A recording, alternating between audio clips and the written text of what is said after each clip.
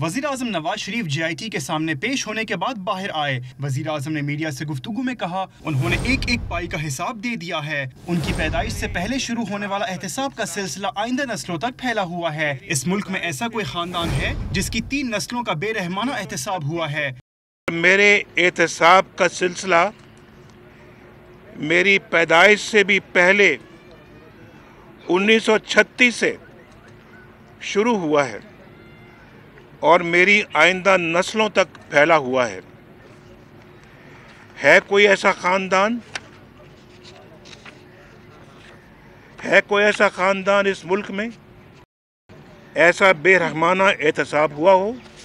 वज़ीर आज़म ने वाज़े किया कि कठपुतलियों के खेल का ज़माना चला गया। मैं वाज़े कर दूं कि अब हम तारीख का पहिया पीछे की तरफ नहीं मोड़ने देंगे। वो ज़माने गए जब सब कुछ पर्दों के पीछे छुपा रहता था। अब कठपुतलियों के खेल नहीं खेले जा सकते। वज़ीर आज़म ने खुद को कानून के सामने पेश किया। बोले, पनामा का मामला सामने आते ही जुडिशल कमीशन कायम करने का ऐलान किया था। इस पेशकश को सियासी साजिशों की नज़र ना किया जाता तो मामला आज हल हो चुका होता। सुप्रीम कोर्ट के जज साहिबान पर मुश्तमिल कमीशन कायम करने का ऐलान कर दिया था। अगर उस वक्त मेरी पेशकश को सियासी तमाशों और साजिशों की नज़र ना किया जाता तो ये मामला आज तक हल हो चुका होता।